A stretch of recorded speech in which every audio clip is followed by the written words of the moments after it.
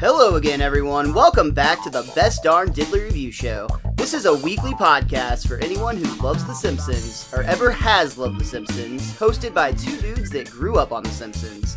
My name is Miles, better known as Mr. Most Days Off, and today we are Viva la Simpsons. Wait, Viva la Flanders. But we're Viva la happy to be here. And when I say we, of course, I am referring not only to my co-host with the most, but also your co-host with the most. Whatever, words are hard. But also a very, very fun guest today. But first, as always, Richie the Whiz Kid. How are you today, sir? Man, I mean, I've never had somebody butcher my, walking on stage moment more than what you just did. That was freaking terrible, dude. I just want to throw this out there for everyone listening already. The episode's Viva Ned Flanders. I just want to clear that up. Miles he knows the episode, but words be hard if you haven't figured that out in the past few weeks. But I'm doing great today. And I guess maybe I should just quit shatting on you like you shat on my entrance and throw it back to you so you can continue your shat fest. He is the man. He is the myth. He is the dirty dingus McGee. He is Miles. I'm so glad that I'm not pursuing careers that involve talking. That would be a huge mistake for me, I feel like. But speaking of people with careers or pursuing careers that involve talking, we have a fun guest today. He's a Dallas comic named Mikey B, and he's here today to join us for the episode Viva Ned Flanders. Happy, Richie. Welcome to the show, Mikey B. How are you today, sir? I'm good, man. And geez, you guys are already shitting on each other. I feel like I'm at home here. I like it. Yeah, I figured you were going to have fun today. We just roast a lot of each other most often. Yeah, especially since y'all both just chat on intros for all of you. So, yeah, I'll just talk shit about both of you since I'm in my home and you can't reach me. When did your career with the Beastie Boys end, by the way? It hasn't. We are still touring. We've replaced all the dead members, and it's pretty much just me and a fidget spinner on stage. And they're still selling out is the crazy part. Just on name recognition. About to get money. Awesome, man. Maybe, so we are here today to talk about The Simpsons, sir. And that's basically that's what the show is all about, is we like to bring people that have fond memories growing up with The Simpsons and just kind of talk about our experiences with that. And the first question I'd like to ask you is, what is your earliest memory of The Simpsons? I remember the very beginning days on the Tracy Ullman show. I mean, I'm old. I'm getting close to 40. Yeah, so very old. And I remember seeing like the Tracy Ullman show episodes, and I was like, this is trash. This is fucking terrible. And when they went on their own, I was like, okay, like the first season, like to prepare for this podcast, since you invited me on like 6 months ago and I'm finally now getting on it. I started watching The Simpsons, and I watched the episode that we're doing, or the one that I thought we were doing. And I've been watching nothing but The Simpsons for like the last 3 months. And I'm kind of done with it. I'm almost at the end of what's out there on to watch. I have like one season left to go, and I'm like running out of steam just because it's too much. It's like catatonic state. But I grew up. The Simpsons basically raised me. Like I've watched them from the beginning. Yeah, that's so we're younger, not much, but just slightly younger than you, and we both remember watching from like early on in the actual series itself. Like we were a little too young for the Tracy Ullman shorts, which we have seen, and you are not wrong. They are very, very rough. They're still charming in their own way, but they're very, very rough. You brought up like the marathon aspect though, and I think you're totally right on that, man. There's like a ton of Simpsons out. I mean, 32 seasons at this point, and when we were all growing up, I know for Richie and I, we would often catch the we always talk about it was a CW33 or actually at the time it was WB33 here in the Dallas area, and they would play like 2 episodes in the afternoon and 1 episode after Frasier, I think it was, at night. And I think when you get to watch them, like you're watching them in order, but you're getting a little bit of like a breather in between. Now with Disney Plus, dude, like that's a fucking like gauntlet. Yeah, it's become my go-to. Like if I'm sitting down to eat or doing something on my computer, I'll just put The Simpsons on. And like the other day, I was like, hey, there's like 10,000 other shows I can watch. I have a jailbroken Fire Stick, so I can watch whatever I want. And I'm still just watching The Simpsons on Disney Plus. I feel like they've brainwashed me at this point. But I was going to say real quick, back to like the Tracy Ullman days, those episodes, they kind of remind me, the animation reminds me of like Dr. Katz, where it feels like everything's kind of moving. Oh shit, dude. I used to watch that show when I was really young, like on like the original Comedy Central, I think. Yeah, it's way old, but it kind of makes my stomach hurt watching it. Like it makes me queasy. I almost can't watch it. It makes me feel kind of sick. It's like it's giving me motion sickness, but I can get drunk on a cruise boat and I feel fine. Are you one of those asshole friends that goes to a theme park and everybody like has to wait or can't ride the cool rides because you're not able to handle them? No, I love all the cool rides. None of that stuff bothers me. Like I said, I've been on a cruise before. I didn't get any motion sickness or any of that. But those episodes are just, I don't know what it is. They just, something in my brain just starts wigging out. But no, if I can fit on the ride on them, because I'm a big guy, you've seen me in person, but they can't see me. But I actually had an incident at Six Flags a few years ago. I was about 150 pounds heavier, and I was trying to get on the Batman ride, and it's one of those where your feet dangle, you know? Yeah. And somebody was on the Bat Person ride, and I was with a girl I was dating at a time, and I was riding it with her son, who was like 7, 8 years old. And he sits down, I click him in, my ride won't click. And so I'm like, well, I'm just going to get up and let her ride with him. And, I'm going to quietly step aside. But the guy working the ride comes over and he's like, oh no, it'll fit. And he like shoves me down like sexual assault style. And he gets on top of me and is like trying to shove the thing down. And I'm like, hey, please stop. I'm like trying to not make a scene that I'm a fat guy on a ride. So I'm like, please stop. Hey, stop. And he gets to the point where I'm like, get the fuck off of me. And I'm making a big scene. And he's like, oh, sorry. And I was like, I didn't want this. I told you that.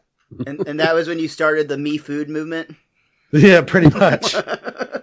I always have like nightmares with that scenario, but like I don't say anything and the ride goes, but it's not buckled all the way. And then I just go flying off the ride on a turn. Yeah, no, I've seen all the Final Destinations too many times. Yeah. I was like, let me out of here. And then I like next day bought some weights and said I was going to work out, and they're still in my closet with the tags on them. That was like 10 years ago.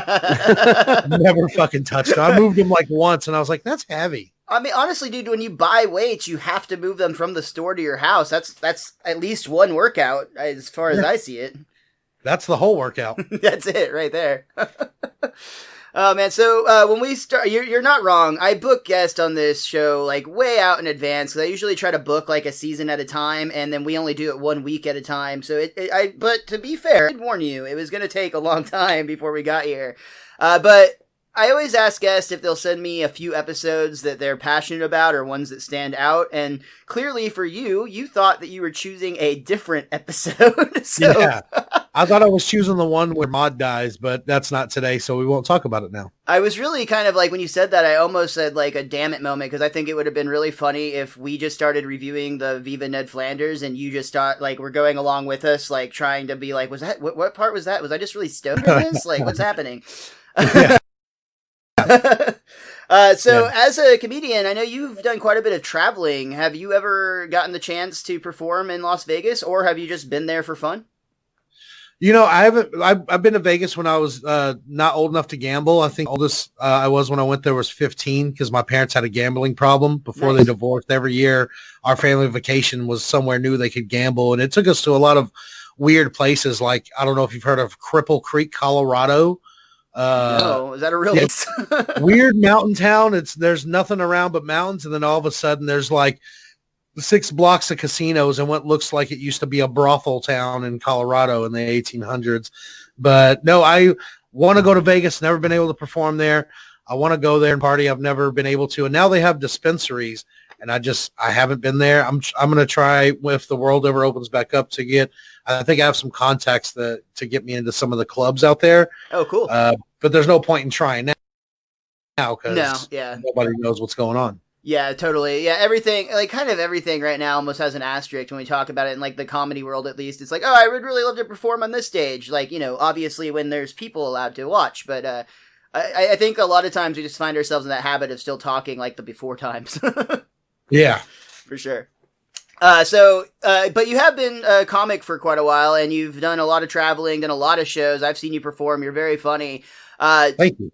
You mentioned that you feel like The Simpsons basically raised you. Do you feel like that had an impact on your sense of humor? Yeah, because, you've seen me before, so if I'm not doing like a personal story from my life, a lot of my shorter jokes, like my dumb little jokes, a lot of that humor, like I love that. My favorite thing in the world, like I love telling my personal stories, but my favorite thing is writing dumb little jokes where the like punchline comes from left field, like you don't see it coming, just random stuff. Hell yeah. And I think that's kind of like the season that this show was in. I was thinking about this is like I watched the evolution of Homer because I started like season 3 and then on up, and you see the evolution of like where it just gets more and more ridiculous with Homer, where it starts off where they try to make him a sensible father. Then it's just like he's eating a live pig and then windsurfing or some shit. I love that. And that's like, I think part of that developed for me watching The Simpsons from an early age with that just ridiculous. I love the ridiculous wackiness. And that's some of my favorite stuff to do on stage. Cool, man. I think that reflects a lot in this episode too. Like you mentioned with Homer, a big part of like the beginning, which we'll get to, is like Ned is looking for inspiration to like throw caution to the wind, and we see random bullshit like Homer doing a barbecue out of the top of his chimney with absolutely no explanation whatsoever. I guess that does kind with of partially, gasoline with gasoline in his house. Yeah, yeah. He should have burned his house down. Is what should have happened here. He tells Bart, "Throw on the mesquite," and he's like, "Mesquite coming," and he throws on a fucking tire. He's burning tear smell into a chicken. Oh gosh, yeah. I do want to say I don't know like how I've never been on the show, but I don't know if you like skip around through the episode. But I want to say before we get too far, I totally forgot until I rewatched this episode like an hour ago that at the beginning when they blow up Mr. Burns' casino and Mickey Rooney's in the fire and he gets blown up. And then he hits and then Homer, he tries to run away from the dust cloud in the car with the family in the car, and he accidentally goes in reverse and he hits Mickey Rooney. Yeah. And he goes, "Oh, I'm fine." He's like, "But some Puerto Ricans actually tried to steal your hubcaps." And I'm like, "Oh, I like that racism was still cool when you guys made this episode." Which it's still believable that Puerto Ricans would steal your hubcaps. But still, like, you're not supposed to say it anymore. Mikey B, ladies and gentlemen. And that's the end of the best star diddler. No, I'm just kidding. You're fine. No, I 100% agree with you. I actually had a note on that as well. I love to, first of all, that was voice. That wasn't actually a guest appearance, but that was voiced by Dan Castellaneta, which I think is really cool. And yeah, it was very much a nod to like Don Rickles' like time of like, I think he was like really big in like the 70s or 80s, right? Like, or maybe a little after that. I don't know. He's definitely from an older generation, and a lot of his comedy by today's standards would not fly in any way, shape, or form. And I think even in 99, when this episode came out, which this is actually the first episode in 1999 for what it's worth, which I think is kind of cool. But even in 1999, I think that it was absurd enough that like we had like moved as a society beyond that level of racism that they were able to poke fun of it then, and then 20 years removed from that, it's obviously like it would get outrage in today's society. Frankly, it is what it is. But they did do a nice job. They're like he kind of ends it by being like, I'm just kidding. They're nice people. Yeah, exactly. That's what I was gonna Simpsons has always been woke. They've always poked fun at the things that you can tell that is kind of like wrong with society or things that we should at least pay attention to or call out. And they've always done that with things. And I mean, they've predicted like all kinds of shit. But I thought it was funny that he said that he's like, actually, I'm a nice guy. I'm just kidding. That's hilarious. The Simpsons always call stuff out like that. And it's ridiculous and it's smart at the same time. And I don't think a lot of people realize like the smart shit that they throw in there like that. On that same vein of like the smart stuff they do, just another like very big tenet in comedy is a callback. And right off the bat in this episode, there are like a quick chain of callbacks to previous episodes because like the whole casino thing in general was like a big episode back in, I want to say season 7. And I love that they just immediately call it out. They're like, weird that everybody was so excited about this for like a week and then we never talked about it again, and even weirder that it moved with the town, which happened like a couple during the trash where Homer becomes like the trash master or whatever. I can't remember the format of that. Yeah. They actually end up just moving the entire town since they turned the original Springfield into a dump. And there's like several of those just like peppered into like the very beginning of this. I love that they do that. The callbacks are great. I think The Simpsons is excellently written, and I like to believe that they plan it that way, but I also like to believe that they do an episode and then they move on and then all of them smoke, whoever writes it, they smoke weed. And they're like, oh, hey, what happened to that casino from like 4 seasons ago? Let's write something about that. Oh, I can explain that. You see, and then you get cut off. So we've talked about it a lot. Let's go ahead and get some of the stuff we need to say out of the way. Again, this episode is called Viva Ned Flanders. It originally aired on January 10th, 1999. Again, the first episode of 1999, which is a lot of fun. The chalkboard gag on this one said, "My mom is not dating Jerry Seinfeld." I do not know what this is a reference to. They did not address it in the commentary, but I do know that Seinfeld itself was one of the most popular. Yeah, it was one of the most popular TV shows in existence at this time. So it could have just been referencing that. The couch gag on this one is a repeat one that we have seen before, but it's still really cool. It's where we say human hand, and that hand is actually Matt Groening's real life hand, who comes into the screen and spins it, and we see the Simpsons on the couch all getting spun out, just like the classic 80s spin art style, or maybe that was a 90s toy. Everybody knows what spin art is. This is where we open on the crowd gathered at the Montgomery Burns Casino. Like we said, everybody is talking about, like, oh, weird that we just haven't, like, paid any attention to this for a while. But there's a great bit when Bart's, like, excited to see the implosion. The guy who's pushing the plunger is like, implosion? Immediately that sends they wired it for an explosion, and immediately it sends this dust cloud just spiraling throughout Springfield. There's some great animation here with the car just being completely covered in dust. Like, we're talking like a good 3-inch layer. And I love the windshield wipers are going back and forth, but it's like every time it goes up, Homer can see briefly, and then it goes back down and just all the dust just falls right back into place. I like that he also says, like, eat my dust, and then accidentally back. 100%. I've got a question, because I'm getting so, like, scatterbrained. As Mikey B said, there's a lot of Simpsons episodes. Have we done the Nessie episode yet? No, I do not believe we have done the Nessie episode yet. Because doesn't Burns hire Nessie to work in the Monty Burns Casino at the end of the episode? Well, clearly they rebuilt it, Richie. I'm hoping they do, or else there's some continuity issues here, but I'm going to have to wait till we get to that episode, I guess. Now I'm going to have to look up and see if we have done I don't believe we've done the Nessie episode. I had a piping... Go ahead, I think they do rebuild it in another episode or a callback, or they mention it again. I can't remember, though. He just watched them all, so he'd probably know. Nessie's in full, like, dealer uniform, yelling at Homer and telling him to go away or something. Dude, I'm pretty sure that's just a fever dream you had once. It's all right. I know I'm right. I know I'm right. So they just rebuild it, I'm guessing. So as the Simpsons are fleeing from this dust, or as Richie said, eat my dust, Marge suggests that they should stop and get the car washed, and Homer is immediately dismissive, like, what's a rush? It might rain next week. But then they pull up alongside Lenny, and he calls out from the car next to him. Hey, Homer! Your car's kind of dirty. Not Carl. Carl's, that's really, really bad. Really? You think I should get it washed?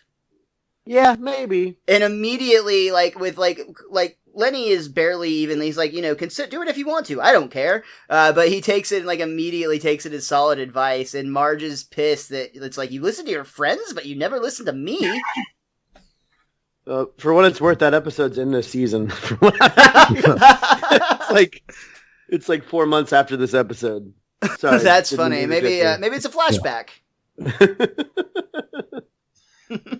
I thought it was funny that he pulled right into the car wash. And I always love seeing Cletus and his kids.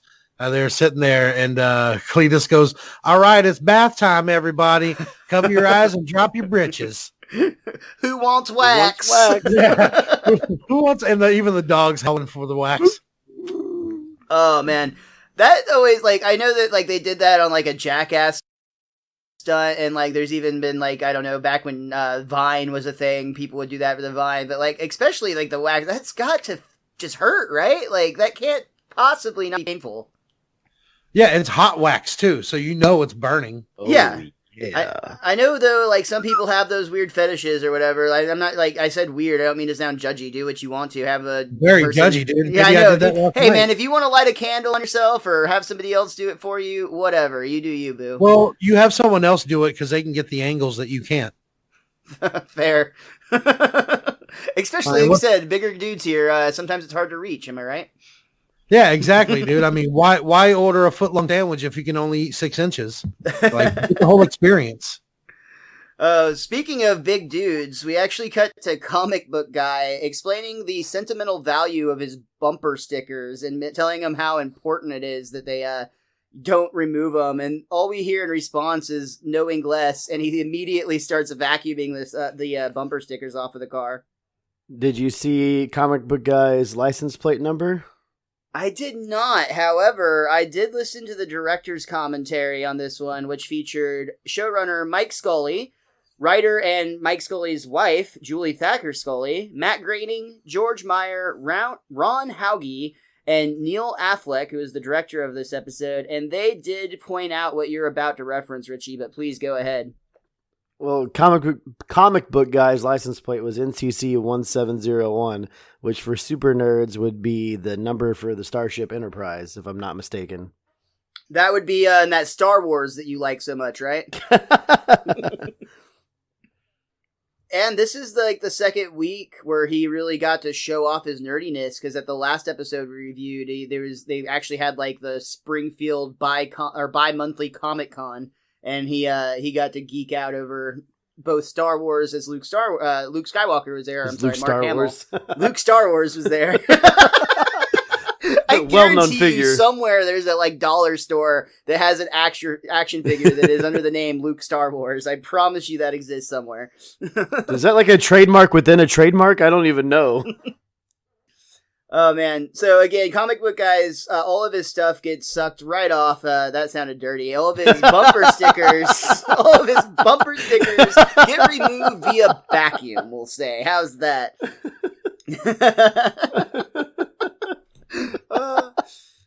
So inside we see that they're actually going to pay the car wash employee, and Homer is he's charged $10, and he's like, "What is this? A car wash for millionaires?"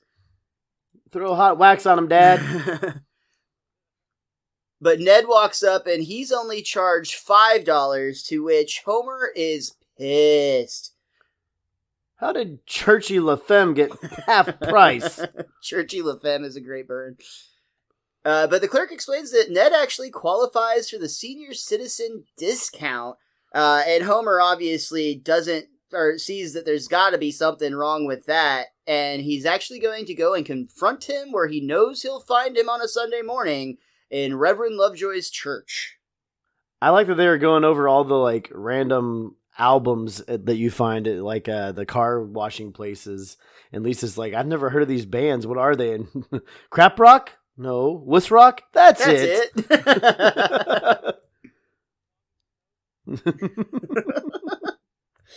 When we open on the church, we see what churches do best, suckering people out of money. And once again, tithing is 10% off the top. That's gross income, not nets. Please, people, don't force us to audits. Oh my gosh. Now we're gonna pass this plate around a second time. Brother Ned, if you'll do the honors.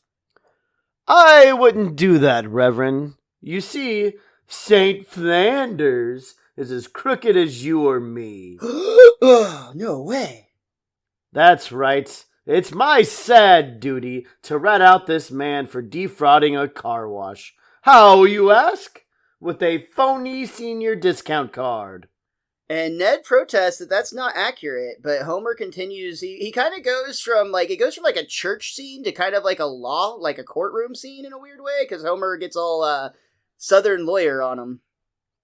Now, I'm not a big fancy lawyer, but it seems to me that a senior citizen has to be over 55. Is that so? And they press him. Ned says yes, of course. And when they actually press him, Ned admits that he is, in fact, 60 years old, which is a pretty shocking information for a Simpsons fan having been watched for 10 seasons at this point. Because I remember this. You would assume that Ned Flanders was approximately Homer's age, right?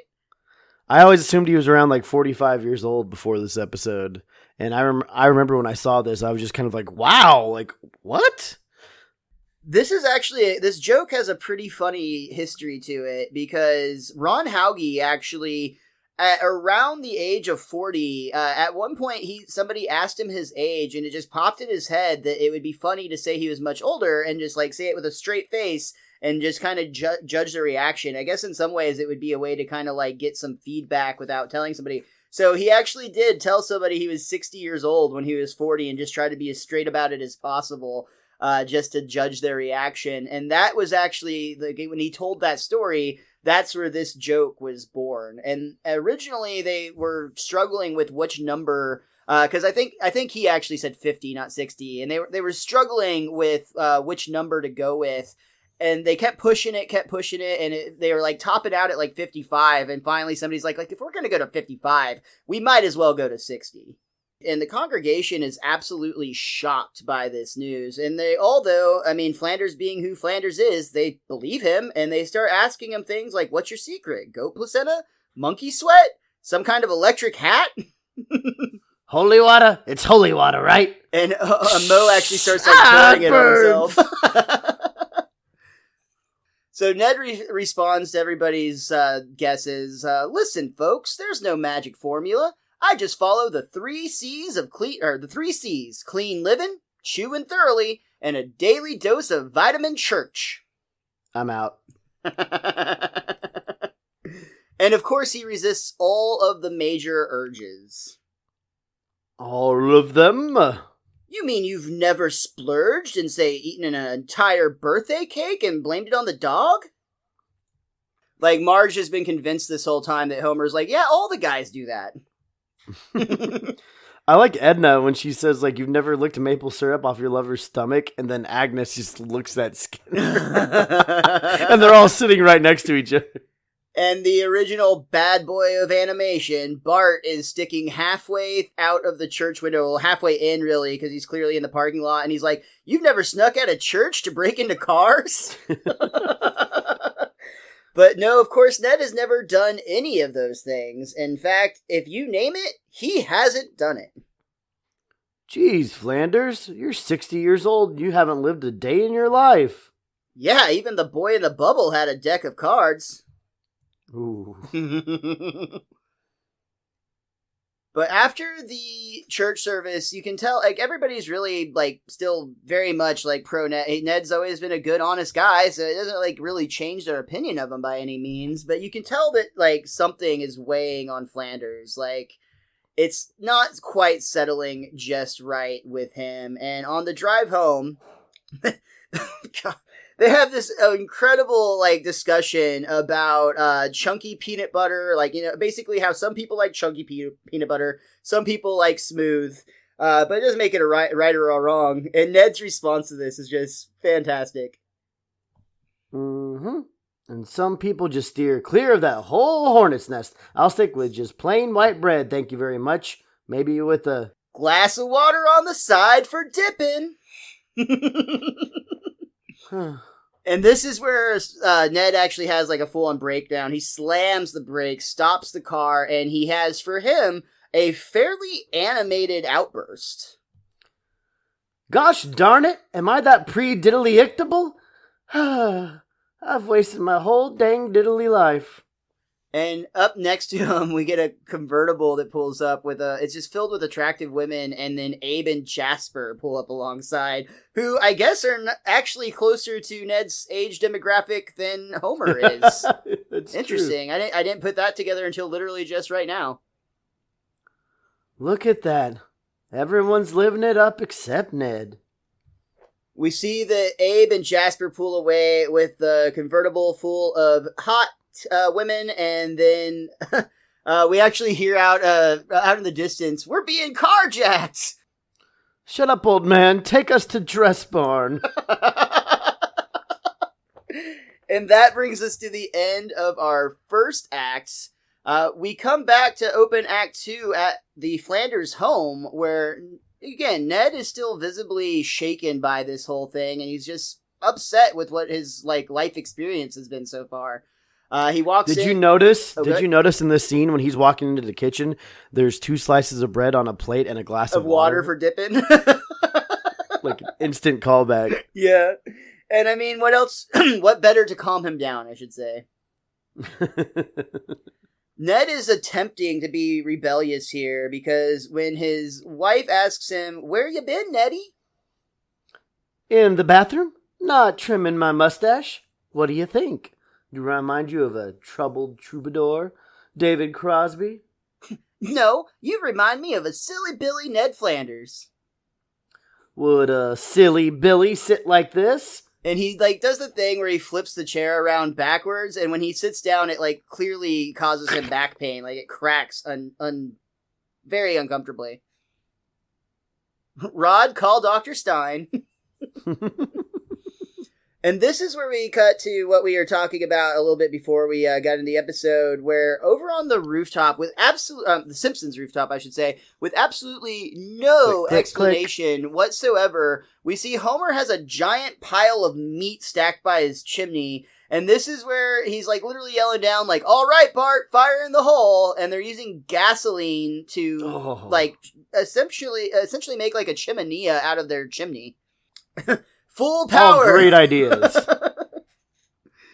But Ned actually helps himself, or walks over and climbs up onto the Simpsons roof to greet Homer and is just never a dull moment, huh, Homer? You got that right.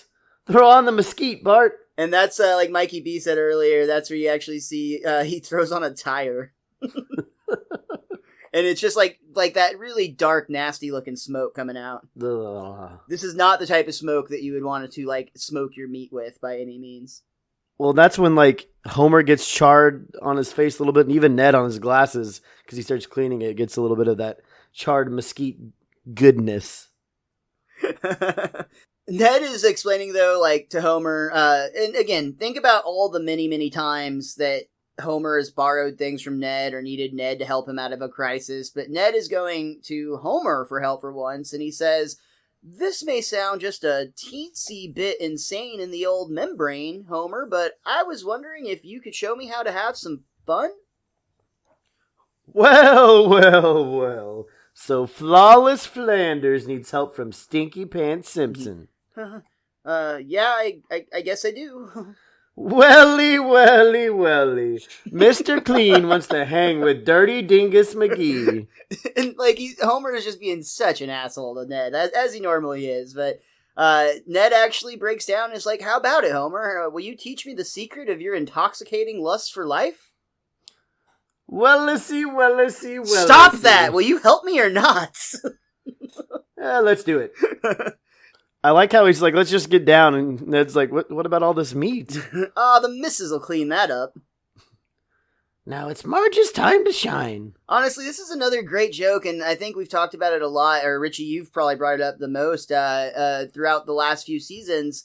Not any time before this season has Marge had more times to shine, so to speak, but just in the sense that she's had so many great jokes. And this is one of them, honestly. It's just so funny to think that Marge is not, only, willing to, but actively excited about the idea that she gets to mop the blood off of the roof. I think it's more of, episode length. Maybe they tried to, make her mad, and they were just like, it's not working out. What if she wanted to do it? And it's just like, oh, okay. Yeah. I also think it's funny that, this kind of gives it the sense that they are on good terms, and we never actually see the resolution of what happens when they get back from Vegas, of course. But you're right. I don't think that they wanted to end the episode with her being just, mad at Homer and then no way to, reset that. Miles, why would Marge be upset with the Vegas trip? They were abducted by aliens. Oh, that's true. And Homer saved the day while Ned Flanders was gang probed. God. Oh, man. You're right. 100. Okay, 50.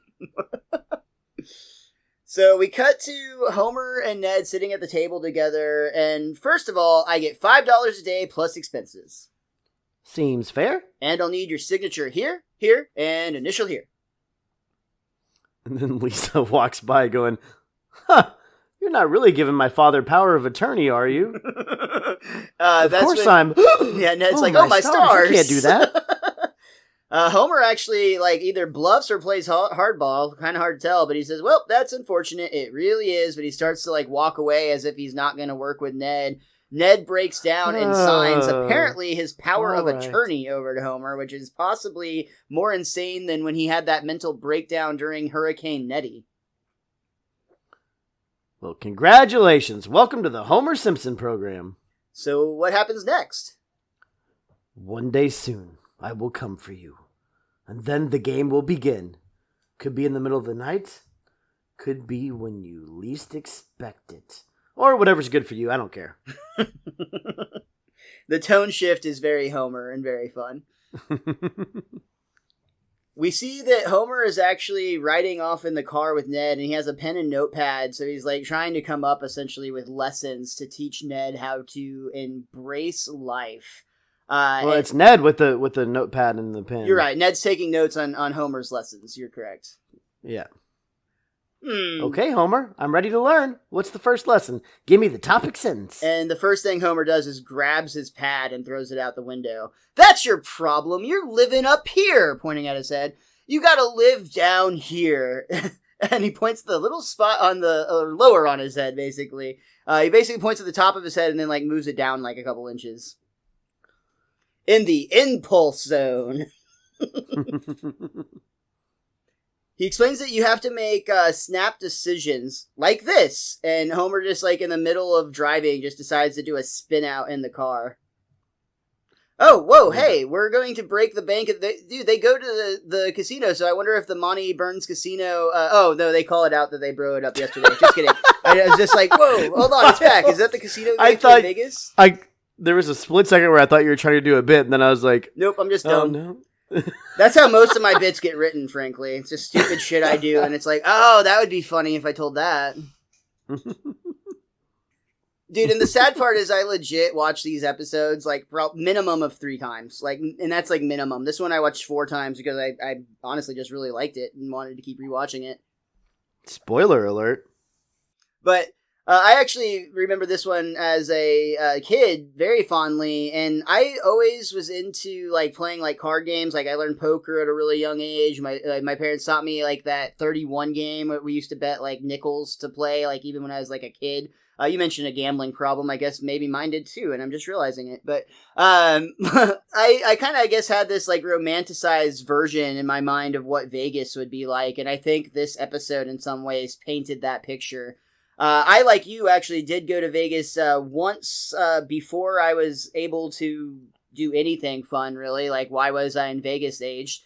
And then I did actually go for my 21st birthday, which was a much different and more fun experience. But definitely this episode glamorizes it more than it is. It's a very dirty city. You got Grimace in Vegas. What's that? I said you got Grimace while you're in Vegas. Oh, I did. Yeah, Grimace is a bong that I had in college. I still have it, actually, but I don't use it anymore. But it was actually at the Harrah's Hotel and Casino on the street. They sold these 3-foot-long margaritas or hurricanes, essentially. They literally came in a hurricane glass that comes with a shoulder strap, so you can carry it around as you're drinking it. And I got one of those and brought it back with me, and then I decided that since it was like this really long hurricane glass, it would make a really good bong. So I turned my Harrah's 3-foot margarita glass into a bong that I used for many years while Richie and I lived together. And I never used it and came up with the name. Are you covering yourself, like, legally speaking right now? Like, I don't do drugs in case my employer's listening. I may have thrown it on his bed one time. I'm not sure if it was that one. No, it was a much smaller one. We've told that story. So they do, in fact, Homer's suggestion is they are going to go and gamble since they can't go to break the bank at the Monty Burns Casino because they did, in fact, blow it up yesterday. Oh, yeah, right. Then we're going to Vegas, which is actually back that direction. And then he does another spin out to turn course. Like with people in the way almost. So we see them actually driving into the city lights, which that is one thing I'll say. I just called it a dirty city, and that's not wrong. I mean, it's still a fun city. Don't get me wrong. I'm sure it's been years since I've been there, so maybe it's even changed since I have. But at the time, and still very much an iconic part of Vegas, is the neon lights. And you have to give, again, the Simpsons crew credit for capturing that in the Simpsons style, because this is a really good, I mean, they use different hotel names, probably because they didn't want to get sued or whatever, but like this is a very good rendition of like how Vegas feels driving up to the city with all the neon. Do we want to gloss over the Fear and Loathing in Las Vegas bit? Oh, I love, no, we should definitely mention it. They do a real quick like cut to as they're driving, the animation style completely changes, and it's very reminiscent of Raoul Duke and Dr. Gonzo from Fear and Loathing in Las Vegas. That sure was a fun trip to Las Vegas. Too many kids. I heard they actually, like, so Vegas famously had the, like, what happens in Vegas stays in Vegas marketing for the longest time. And I actually love a joke they make later about, like, someone trying to dishonor their marriage vows in Vegas. That won't stand. I also like when they kick them out of the city and they're like, we don't like your types here. Their entire income comes from out of towners. That's fantastic. But I actually heard that Vegas tried to do like a campaign essentially to like make it more kid friendly, essentially trying to attract families to like, I guess the idea would be like get the whole family to come out and like we'll watch your kids while you go lose your money in our casinos. Back when, you know, your parents would let you wander off for hours on your own, like we all did when we were kids. Ned actually is starting to have second thoughts about all of this. All right, I'm overstimulated. I got to get out of this town. I don't think so. And he clicks the power locks. I think you'll find escape is quite impossible. And Ned just reaches over and clicks the lock up. Nope, I got it. Which, I feel like the Simpsons car is too old to have power locks. And they have had the same car for a while now. Yeah. But, you know, they always update technology with the times, as we've spoken of in previous episodes. We get a fun little parody of the late, great Joan Rivers, who is trying to persuade Ned Flanders to be a part of her audience for her infomercial. Oh, would you be in the audience for my infomercial? I can't even do it. Like, that had to kill whoever's voice that is. I wanted to try it. I just wanted to try it, but that is too tough. Yeah. Ned's more scared of Joan Rivers than he originally was of Homer, so he dives back into the car. That like Rivers is like chasing along, like running along the car beside them, like "Help me, my daughter's not talented." See, I told you it's tough. I did do it all here. I had to try as well. We should just do it like a straight character just talking. Help me, my daughter's not talented. We pull into Nero's palace, which is very similar to the real-life Caesar's palace. And out in the front, we get another callback to a character that we haven't seen in quite some time. Back when, was it Homer the stuntman? No, what was it? Bart the Daredevil. Homer the Daredevil? Bart the Daredevil. There you go. We forget things. Dude, I mean, yeah, we've literally reviewed like 200 and something episodes of this show over the last 4 years. Like, things start to blend together. Inexcusable. We see Lance Murdoch is actually setting up, though, for a Daredevil attempt. He's actually going to jump a rocket-powered motorcycle over a gap that's and land over one of the people watching, all while cracking a safe that's locked over his own head. If he's not careful, his scooter could roll right down that ramp. He's a daredevil, Ned. He laughs at death. Huh.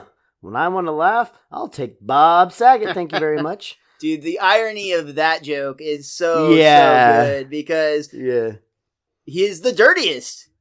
I think Bob Saget is honestly an underrated stand-up because he made it such a big impression as his role of Danny on Full House. Bob Saget was just so fucking wholesome as his TV personality, but then like you get his stand-up, and I mean it's just one of the filthiest stand-up comedians I've ever seen, but also absolutely hilarious.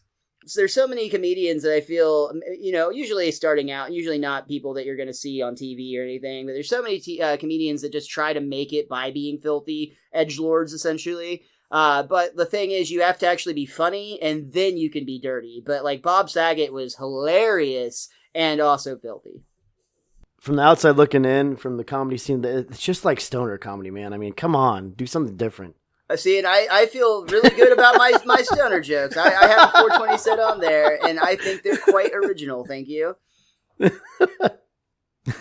Fuck you, Richie. Is what we're trying to say. I just wanted to be heard. Yeah, we heard you, and we've decided that we've had it. Yeah, no. Stoner comedies. Summer County rules. I'm flipping on that. I was just taking a shot at Miles. To be fair, he did not know your material up front, so yeah. But Mikey B also. Mikey B and I could definitely be featured on a 420 themed event. We'll say. You guys could call your special weed can party. Oh, nice. All right, so back to the Simpsons, where they do good comedy. Homer is encouraging Ned to volunteer for this person that will be jumped over by the rocket-powered motorcycle, but he won't do it, so Homer's like, fine, I'll do it. You want me to lay here on this red-painted X? Sure. Paint. Now, it's critically important Yeah, I'll figure it out. This isn't rocket science. Well, actually, there are several rockets mounted Boring. Homer, again, in typical Homer fashion, is just like, shut up and do it already. It's fine, whatever. But in this case, it quite literally is a fairly life-risking thing that's about to happen. And in real life, of course, there is no way that if they... First of all, they would probably use a plant, and that person would probably be, like fully protected in some way. By red paint. Yeah. But the stunt that Lance performs is actually pretty impressive. See, he takes his rocket-powered motorcycle, puts a safe that he has to crack over his own head, drives down the ramp through a ring of fire, through a ring of ice, over a dog-do stick. Over the dog-do stick. He's cracked the safe. And as Lance Murdoch opens the safe just in time to prepare for his landing, Homer realizes that Flanders has his beer, and he sits up where he's supposed to be laying down to yell out, "Hey, Flanders, make sure not to spill my beer." Oh, God, lay down, lay down! And Murdoch, in an attempt to miss Homer and spare his life, actually ends up missing the landing pad entirely and crashing into a concrete wall where he dies. Head first with the safe, luckily. Yeah, that might have saved his life. But might have saved his life. Nice. The medics actually get out the electric pads and start zapping him back to life. But the announcer's like, he's all right, folks. The announcer says that before he's even been recovered. Yeah. I guess they're not going to announce oh, he died here on the scene. That might make people not in the mood to gamble anymore. And really, Homer just sits up and he's like, "Okie dokie, let's hit the tables." He's not even fazed by any of it. Yeah. Ned's impressed actually, though. He's like, "My God, Homer, watching you risk your life turned my beatbox all the way up to Roomba. Well, I was praying you'd be safe, but to be honest, part of me wanted to see you get splattered." Ned's apparently from Texas. I don't know why I went Southern so hard with Ned on this. Honestly, it's just because all the fucking Bible thumpers I know are in Texas. That's probably what it is. I feel like you're doing a Lance Murdoch there. I did. Ned, that's all right. You know what? Fuck you again, Richie. Ooh, I think someone just had his first taste of Southern hospitality. I mean, bloodlust. Another really good line. We get a kind of an odd scene here, just in the sense of I feel like it's a out of sequence thing, or there's a loophole mistake, I guess. I don't know. Homer's teaching Ned how to play roulette, and he's asking him if he's got any important numbers, and Ned's immediately talking about the Bible, and he's like, games of chance are strictly forbidden by Deuteronomy 7. 7, eh? And they immediately put this stack of chips down on the 7, and it immediately hits. I like how you glossed over that Homer's trying to think of numbers. And he's like, what's Marge's birthday? And then he goes, Barney is April 20th, same as Hitler's. So Marge's must be 50. I'll forget it. Flanders, what's your birthday? Yeah, he can't remember Marge's birthday. Again, not the most thoughtful. But he brought up a 420 reference. I mean, April 20th. That's true. We were just talking about that. Mm-hmm. Way to go, Flanders. The Bible's finally pulling its weight. Got any more holy numbers? Oh, I got a bunch, Homer, but I just don't feel right. Oh, Lord, what should I do? And Ned's prayers are actually answered on screen as he's looking up to the heavens. A voice comes back, speaking very quietly, keep gambling. What? Keep gambling. Oh, a radio? It's we see it's actually one of the like people up in the security room that's essentially talking to Ned through a microphone. The part that I thought was like a little bit weird was they just won this bet on Deuteronomy 7, and then immediately, like when Flanders decides to listen to the Lord, I guess, he asks the dealer for one betting disc. Yeah, one betting disc, please. But he should have like a stack of quote unquote betting discs in front of him. Let it ride. I don't know. Homer has another lesson for him, though. He's like, that's not how you do it. And he grabs Ned's wallet out of his hands and dumps out the entire contents of it and pushes it all on Red. When they lose in a second, they just walk away from everything, too. So, like, I mean, he could have at least kept the empty wallet and, like, his driver's license. Ned is having a realization, though, because he's having so much guilt and just uncomfort with this whole situation. He has to, they're sitting Homer's having a drink, and Ned asks, how do you do it, Homer? How do you silence that little voice that says, think? You mean Lisa? No, I mean common sense. Oh, that can be treated with our good friend alcohol. You might want to write that down. Where the hell's your notebook? You threw it out You're supposed to cut me off with, never mind, just pay attention. And he calls her the slave girl, which is actually the waitress. Slave girl. They're in they're in the Nero's, castle or whatever, so the idea would be, it's all based on the Roman Empire. More libations, my imperial conqueror. They have no idea what that means. Homer's like, huh? More booze. And Homer orders 2 more of these, please. And thinking, he's ordering around for the table. But then he looks to Ned and is like, and what do you want? I'll have a Shirley. No, a virgin. No. Make it a children's. Oh, what the heck. You only live once. YOLO. Give me a white wine spritzer. And we actually immediately cut to black, and we basically imply they wake up in a trashed hotel room. They hangovered before the hangover. They did. The Simpsons did it. The Simpsons did the hangover before the hangover. Simpsons did it. So this is actually a really cool scene. Just before the podcast started, we were actually talking about a band, Oakley Dokley, which we talked about on the podcast before. They're a heavy metal band where every member of the band dresses like Ned Flanders. And they play some just real rad metal, but every song is based on Ned Flanders' lines, essentially, that he said in the show. And they actually have a song. It's one of my favorites that they do. It's called White Wine Spritzer. So check it out. It's totally available on YouTube or wherever. If you look up Oakley Dokley White Wine Spritzer. It's a really rad song based on this moment right here. The more you know.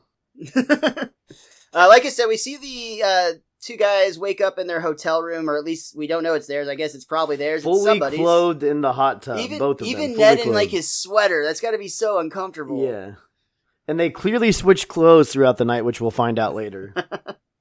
Ned's complaining, look at this place. We must have really painted the town last night.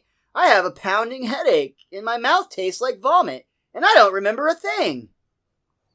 Welcome to my world.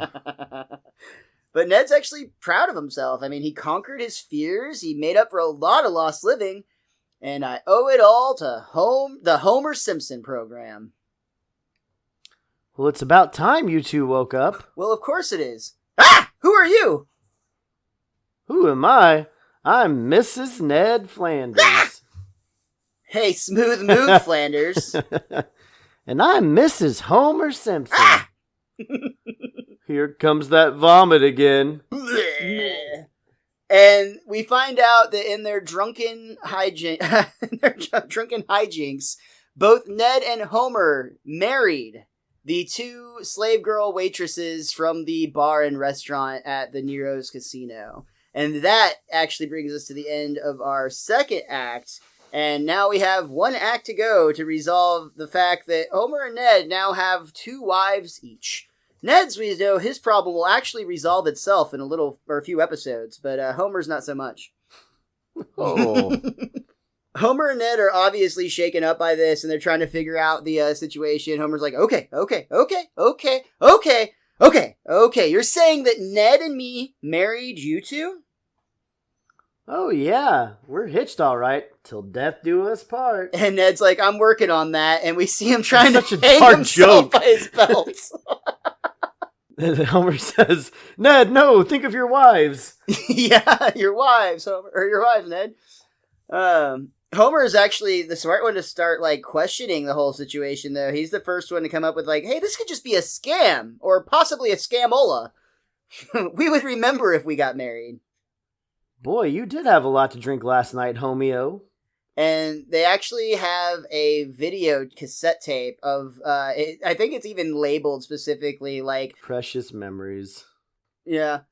They actually stick the tape into the VCR, and they see that they Dirty. are at a wedding boutique with the two cocktail waitresses. They have, Ned's like, got 70s... a sweet get-up going on. He's wearing, like, a this. 70s suit, and, like, he's chained out. He looks like Travolta.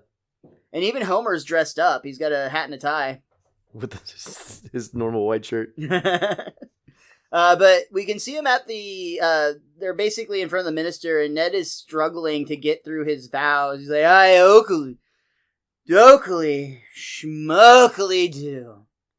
And do you, Homer, take this cocktail waitress you just met to be your lawfully wedded wife. What do you call me? Do you want to get married? Married! Sure, sock it to me, baby. By the power vested in me by the Chicago outfits, I now pronounce you husbands and wives. Homer is actually, again, kind of more insightful than normal when he's the first to realize, like, we are so dead. Well, to be fair, Ned's probably still pretty badly hungover. And to be fair, Homer's used to it, and, like, yeah, Ned is dealing with it for the first time. You're right. Yep. Yeah. So Homer tells the ladies that they want to do the honorable thing. So they're like at the breakfast buffet area. He's like, so breakfast is on us with full waffle bar privileges. But first, I'm afraid we have some bad news. The waffle bar is closed. I'm sorry, I'm so very... And that's when Ned cuts him off. Homer, the bad news is, ladies, we already have wives. Well, you can't be very happy with them if you married us. And Ginger points out, that's one of the wait, we haven't actually said their names, but it was Ginger and Amber. Ginger points out, you two fellas are the nicest husbands we've ever had, and we're not going to give up without a fight. But Ginger, honey, I am not the catch I appear to be. Ned's like, Ginger's my wife. Are you sure? Oh, rats. No offense, sweetie. Ned is trying to distract Homer, get a private word in, so he's like, why don't we go make the girls some custom omelets? And that's Homer's like, geez, I've never seen anybody whip so fast. Ned is straight up panicking. Homer, again, has been relatively chill by comparison, though he's also more panicked than normal, but Ned is full on freaking out. Like, what are we gonna do? My kids are gonna be traumatized, and then there's Maud. And then there's Maud. I don't know, Flanders. Having two wives could have its advantages. And we get a flashback. No, daydream. Man, I'm off today. Whatever, man. Mikey B got me high before we started. It's only half true. Homer's having a fantasy sequence where he's laying in a hammock while both Marge and his Vegas wife, one of them is chopping wood, the other is digging a hole, and Homer's sitting there with a duff saying, chop, chop, dig, dig, chop, chop, dig, dig. And Marge comes over with a suggestion. You know, homie, there's so much more two wives could do for you. And she's very clearly trying to seduce him, but Homer's just like, I hear digging, but I don't hear chopping.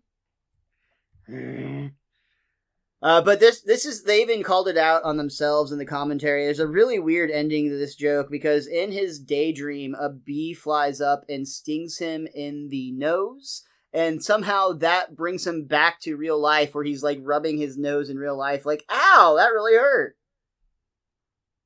And they thought that was weird. I figured it was Homer doing it to himself, or maybe Ned grabbed his nose real quick. I, at one point, thought maybe Ned punched him, because of, how out of it he was. And he's just frustrated, but that's not a very Ned thing to do. Well, either way, we gotta get out of this, Ned. Well, and he's like, he blames him. He's like, Homer, this is all your fault. You and your stupid program. Blame me if you must, but don't ever speak ill of the program. The program is rock solid. The program is sound. But they're interrupted by Ginger and Amber, who are patiently waiting, or not so patiently waiting, on their omelets. And again, those awful women want their omelets. I like there's a quick joke here where back at the table we see the girls' conversation, and Ginger's reluctant to eat the omelet because they're too fattening. Amber's like, relax, you're already married. Let it go. Let it go. But like that's as Ned's sitting there, like, and the camera's panned in on Ned, and he's owning up now finally, and he's like, oh, how are we going to get out of this mess in an honorable and decent... And that's when we see Homer is actually like already fleeing out of the room, and Ned's like, oh crap, and has to like keep up. That's also where we get that great line we referenced earlier, where like the people in the eye in the sky is like, there's people trying to not honor their marriage vows in Vegas? This won't stand. And they like send out like Vegas. Yeah, not in Las Vegas. And that's when they send out the like security team, and everybody is trying to catch Homer and Ned as they run to the tune of Viva Las Vegas, as they're like, we see like a montage sequence. They're going through the hallways, they're hiding behind food carts, and I enjoyed when they actually like, they're hiding in the closet and the two janitors walk by and they pull the janitors into the closet, and you hear the typical like they're punching each other noise where they're gonna like basically disguise themselves as janitors. But when the door opens up, the janitors walk out just fine, and Ned and Homer look like they got the crap beat out of them, which is saying something, because as Mikey B's pointed out, Ned is jacked. Yeah, that's true. But he's also a pacifist, so he might have just taken it. But we see back at the tables that Gil, good old Gil, is actually seeming to have a run of luck, because he's got a huge stack of chips in front of him. He's like, come on, baby, show Gil a 4! But he rolls snake eyes. Craps. Oh, no. Why did I bet the company payroll? Oh, Gil's in a lot of trouble. Oof. And as they pull the stacks of chips away, you actually see that Homer and Ned were actually hiding behind them, and now they're actually essentially cornered or surrounded by not only Amber and Ginger and the security team, but we also see like a parody of Siegfried and Roy, complete with their white tigers. We get like a bunch of and we get a bunch of Vegas acts. Dedrick Tatum is probably there for a fight. You said, I think Moody Blue. I don't know if you said the Moody Blues, but there's a lot of just traditional Vegas acts at the time who are all sticking up for the morality that Vegas is known for. Cold-hearted Homer, ditching his wife, while ancient Ned runs for his life. Ships of red and blue and white, but we decide. We. Can the poems, it's ass-whooping time. And they pull out weapons. One of them, it's like their flute, and it's like a secret blade inside of it. I want fatty. Homer is like trying to plea, and just they're completely surrounded. Like it said, this is when Homer suggests one more time, like, what if we just switched wives? For the last time? No! But that's when Homer sees their getaway opportunity, because in this casino, there is a slot machine that gives you the opportunity to win this car. And of course, like any responsible casino, they leave the keys to that free vehicle in the ignition.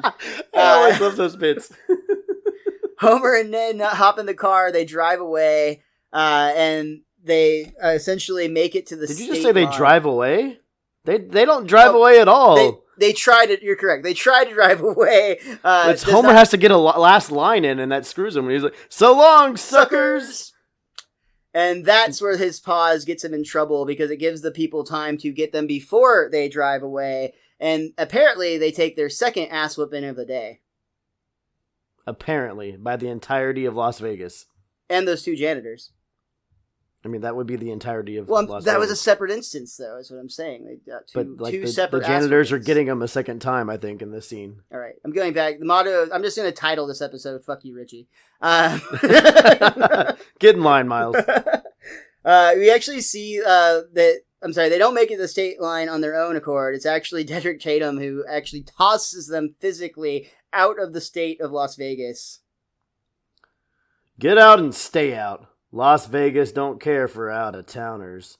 Take your money and go someplace else. And even the girls are like, and don't you ever marry us again. We found some guys that know how to treat a woman. And they end up hooking up with, it's a parody of Siegfried and Roy, Gunter and Ernst. And like it's funny because they look very uneasy about it because they're clearly gay. Yeah. And the tiger even rolls its eyes like oh gosh. Yeah, this is real. So Homer's begging though. That's the other funny part too. He's like, "But Amber, I can change." Will you shut up? All right, Ned. Let's get our story straight for Marge and Maude. We were out buying them fabulous gifts. What's the occasion? Because we love them, jackass.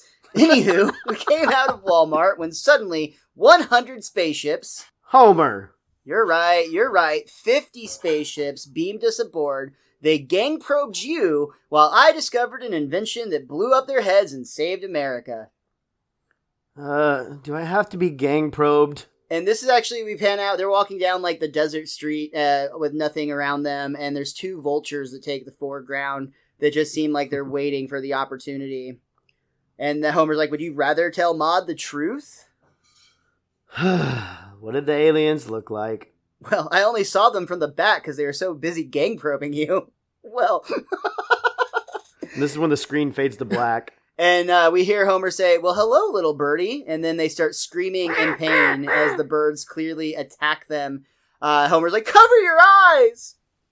And instead of our usual Simpsons theme song playing over the credits, we actually get Viva Las Vegas playing, which brings us to the end of our third act and to the end of the episode. Viva Ned Flanders. And to our more astute listeners, you may have noticed that partway through that episode, Mikey B became uncharacteristically quiet.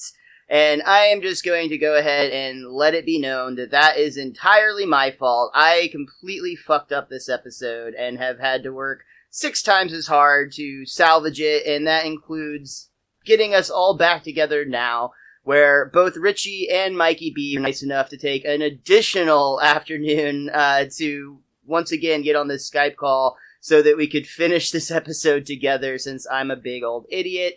With all that said, Mikey B, without knowing how much of your original thoughts were actually included in this episode, is there anything else that you'd like to say about Viva Ned Flanders, or about The Simpsons in general? Well, I'm glad I got out of bed before 1 p.m. to re-record my parts. I'm sure that working with professionals is always this way. And by professional, I mean professional fuck-ups. Accurate. Yeah, I mean, this was one of my like iconic episodes in my mind. It's one of the ones that like I think back to because I mean, it's like 20 years old now. But I mean, Ned Flanders slept with a prostitute. It's a big deal. This is a moment in Simpsons history. He cheated on his wife with a prostitute, and he's kind of a slut. I know we've already had this discussion before, but did they actually consummate the marriage in cartoon logic? I don't remember what we discussed on this matter. Well, there's some kind of recording that you could pull up to listen to. Yeah, if there was some way that we could hear the things we said about this before, we'd be able to answer these questions. Dude, that's a really good idea for a podcast. That is a really good idea for a podcast. You should write it down so you don't. See, my thing is, like, I know they didn't show them having sex. It's a cartoon and they didn't say it. But why would they need a divorce if they didn't have sex? Because it's not, isn't it like you have to consummate the marriage before it's actually a thing? If this were another sitcom, yes. But since it's The Simpsons, I'm going to say no. Oh, yeah, that was literally like a plot point in Friends. So, yeah, 100%. Yep. I know that in the original recording, that I don't even know what you're talking about, but I think I brought up the point that you could assume that Whiskey Dick was involved, and also they do wake up in the hot tub with their clothes on, implying that they never actually took their clothes off. But in the wedding video, they had different clothes on when they got married. So implying that they did change clothes at one point. All right, Ned Flanders definitely cheated on Maude. That happened. Yeah. They definitely had their wieners out. They had their wieners out at one point. And, Yeah, they bang those. And I always thought it was weird how they were never closing the hot tub, but the prostitutes hookers were in the other room sleeping. They come out of the room. I just thought that was kind of strange. That's so that you don't think that they had sex. I mean, you got to remember that they're trying to keep an image going here. They didn't mention it at all on the commentary track, but I do wonder if there was any issue with censorship, like notes coming in or coming back, being like, you can't show a prostitute with like that or anything of that nature. They weren't prostitutes. Technically, they were just waitresses. You're right, yeah. That's right. They weren't hookers. They were waitresses. Yeah, we totally just advanced their careers for them without even realizing it. Yeah, because I've slept with many waitresses, and they slept with me for free. Trust me, there was a cost, Mike. They just didn't know it at the time. Oh, yeah. They knew it. They saw me. You just had to give them the tip. Nice. I love puns. Puns, baby. Oh, man. By the way, I'm all tip. I have nothing else but the tip. That's why, yeah, everything's just the tip. That's all I have. I'm all tips. So 100% tip. Okay. Yeah. I'm all tip. Richie, same to you, sir, without knowing. Well, you're actually entirely there. Of course, I can't lose you even if I try. But is there anything else you want to say or that you don't remember if you're repeating or not about this episode, Viva Ned Flanders? Absolutely. I feel like a broken record, but I'm going to say it anyways. This won't be the last time we see these two women. They will come back in a future episode, and maybe they'll even talk about the marriage being or not being consummated at that point, and then all of this talk will have been for nothing, like this podcast recording. Good point. On my end, and if you just want to cut me out, just tell me that, dude. Like, fine. We had a lot of work for me to do that. No, honestly, I'm truly sad, dude. I really do feel like Richie and I even talked about it before I realized I lost the recording after we got off the call. We had like one of the most fun conversations last week, and you were such a good guest. And again, it's entirely my fault that the people listening to this, which fortunately isn't many, but the few that did, it's completely my fault that they're missing out on some of your great. They'll never know. They're never going to know that you're actually funny, and it's sad to me, like this was. Well, this they was wouldn't your know big that either break, way. Whether they heard thing. my episode or not, they wouldn't know that either way. So it's fine. I'm telling you, this was your big break, and we ruined it. And I'm gonna have to go. I'm gonna have that on my shoulders for the rest of my life, and I'm real bummed about that. As you get your big break and progress on and move on to stardom, I'll still be here, missing in voice. Mikey, who? Yeah, exactly. No, Destroyer of Worlds. That is his name. We already talked about it. I can't remember if it's on any part of the episode that was actually not lost, but we definitely want to have you back on the show, Mikey. You already did the research for the episode where Maud dies, so we can do that one. We can do the one you said when these two characters, the waitresses, I think it's actually the servers is the progressive term I should be using. Definitely not the hookers. But when they come back on the episode, maybe you can come back and follow up. And next time I'll actually record you whenever we do talk. Promises. Yeah, lies. I do have one last thing from the notes. Go ahead. You Sorry. asked my final thoughts, and I barely got through half of the two I wanted to talk about. Dude, I've been listening to you all week as I've tried to save this hodgepodge of a podcast. And it's probably not as much as I feel like I still listen to you, even with that. The other thing I wanted to bring up, if we haven't already talked about it in the recording that I definitely was a part of, but may not remember what I'm saying. You can hear the women as the guys are running away in Vegas. You can hear them faintly say in the background, "Hey, you see how fast that fat guy runs?" And you can barely hear it under the breath in the background of one of the women. And I thought that was quite hilarious, talking about how fast Summer could run away. So if it's the second time you're hearing me say that, just blame Miles. Completely reasonable. Also, I like the Puerto Rican racism from Mickey Rooney at the beginning of the episode. Oh, don't worry, that wasn't lost. You're still solid there. Oh, okay. Just want to point out Mickey Rooney was racist, but then he said, "No, I'm kidding. I'm a real good guy."